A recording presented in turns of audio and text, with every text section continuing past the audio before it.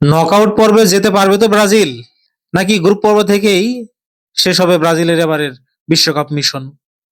কি মনে হয় আপনাদের? আজকে যখন এই মরক্কোর সাথে খেলা শুরু হলো, প্রথম 15 থেকে 20 মিনিট আমার কাছে মনে হলো মরক্কো গ্রামের আমাদের ঢাকা লিগে যেসব দল খেলে না, আরামবাগ, কলাবাগান, এই টাইপের কোন দলের সাথে মরক্কো বিশ্বকাপ ফুটবল খেলতেছে। ব্রাজিলের প্লেয়াররা মরক্কোর প্লেয়ারদের পিছনে ছাগলের মতো দৌড় পারতেছে, কিন্তু বল পাইতেছে না। এই ব্রাজিলকে দেখে আমার খুব কষ্ট হচ্ছিল। আমি ব্রাজিলের ফ্যান না হয়েও ব্রাজিলের এই খেলা দেখে আমার তখন খুব খারাপ লাগছে যে 5 বারের বিশ্ব চ্যাম্পিয়ন ব্রাজিল, তাদের এই অবস্থা। যদিও পরবর্তীতে ব্রাজিল কামব্যাক করেছে, ভালো ফুটবল খেলেছে। প্রিয় বন্ধুরা, আলোচনা করবো সেই বিষয় নিয়ে। আপনি যদি আমার চ্যানেলটিকে এখনো সাবস্ক্রাইব করে না থাকেন, অবশ্যই চ্যানেলটিকে সাবস্ক্রাইব করে ভিডিওটা কন্টিনিউ করুন।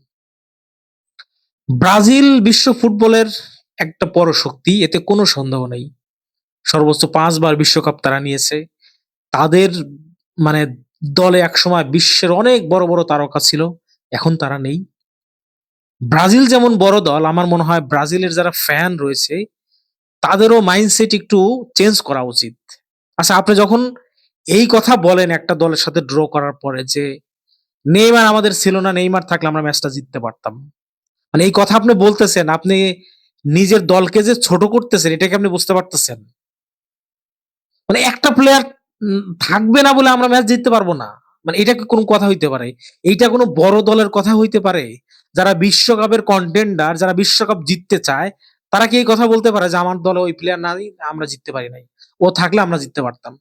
আমি কিছু ইন্টারভিউ মানে খেলা শেষে বাংলাদেশের ওই যে টিএসসি তে বের হওয়ার পরে কিছু দর্শকদের কাছে সাংবাদিকরা যখন জিজ্ঞেস করলো, কিছু পোলাপানি এগুলো বলতেছে, তা আমি বলি তাদের উদ্দেশ্যে যে আসলেই ব্রাজিল যেমন একটা বড় দল, আপনাদের মন মাইন্ড আরেকটু চেঞ্জ করা উচিত। নেইমার থাকলে বা না থাকলে কি আপনারা বলবেন নেইমার থাকুক না থাকুক ওইটা তো কোনো বিষয় না, ব্রাজিল জিতবে বা ব্রাজিল সামনে আরো এগিয়ে যাবে। আপনারা বলতেছেন নেইমার থাকলে আমরা দেখাই দিতাম, নেইমার নাই, অমুক হয়েছে।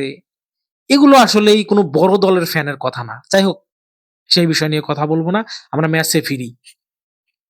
শুরু থেকে 15 থেকে 20 মিনিট একদম ব্রাজিলের নিয়ন্ত্রণের বাইরে ছিল ম্যাচটা। তারা একটা গোল হজম করে এবং পরবর্তীতে ভিনিসিয়াস জুনিয়রের সেই ম্যাজিক্যাল পারফরম্যান্সে ব্রাজিল ম্যাচে সমতা ফেরে। আমি ভাবছিলাম যে মানে শেষের দিকে বা মিডলে ব্রাজিলের খেলার ধার কিন্তু অনেকটা বাড়ছিল। ভাবছিলাম যে ব্রাজিল হয়তো ম্যাচটা জিতে যাবে। কিন্তু রাফিনিও, মানে আমি বার্সেলোনার রাফিনিওকে আসলেই এই ম্যাচে কোথাও খুঁজে পাচ্ছিলাম না। ক্যাসামিরোকে কোচ তুলে নিল। কোচের আসলেই মানে টেকনিকটা কি আমি আসলে এই ম্যাচে খুব ভালো বুঝতে পারলাম না যে আসলেই মানে তিনি আসলে কি করতে চাচ্ছেন। রাফিনিও বার্সেলোনায় যেভাবে খেলে, এইখানে তার সিটে ফোটাও দেখতে পারলাম না। রাফিনিও কমপক্ষে ৩ থেকে ৪ টা গোল মিস করছে। ২ টা তো একদম ইজি টার্গেট। রাফিনিওর কাছ থেকে এরকম পারফরম্যান্স আসলেই ব্রাজিল সমর্থক যেমন হতাশ হইছে, একজন ফুটবল প্রেমী হিসেবে আমি মনে করি আমি চরম হতাশ। কারণ আমি তো বার্সেলোনার ফ্যান। যেহেতু রাফিনিও বার্সেলোনায় খেলে, আমি তো তার খেলা দেখেছি। তো সেখানে তার পারফরম্যান্স চোখ ধাঁধানো।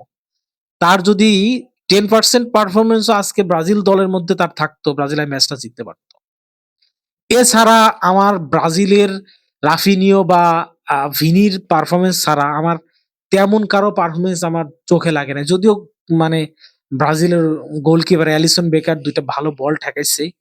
ধন্যবাদ। সে ২ টা বল গোল হলেও হতে পারত। তো আসলে অ্যালিসন বেকারের পারফরম্যান্স নিয়ে কিছু বলব না।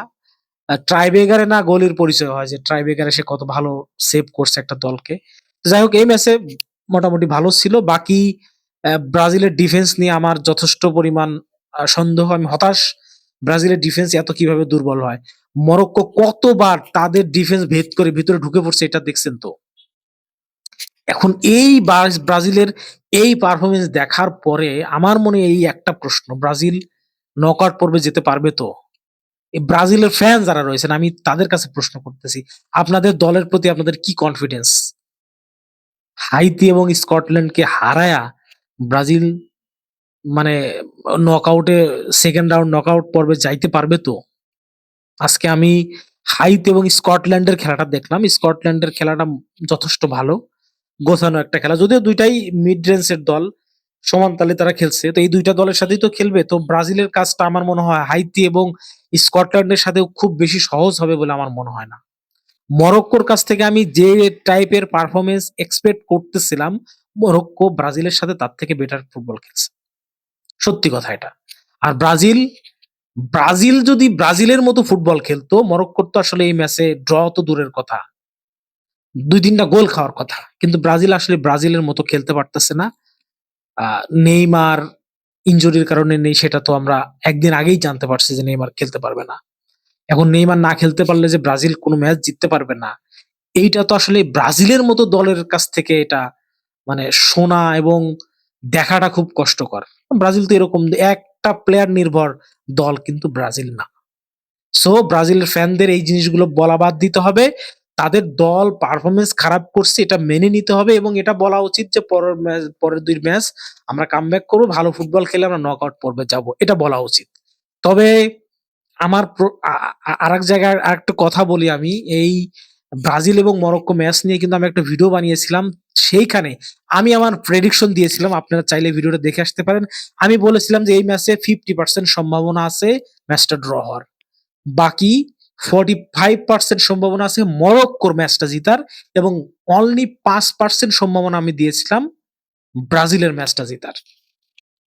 অনেকেই আমার কথায় মন খারাপ করতে পারেন। আমি ঠিক বলছিলাম না ভুল বলছিলাম সেটা আমার এখন প্রমাণ তো পাইছেন।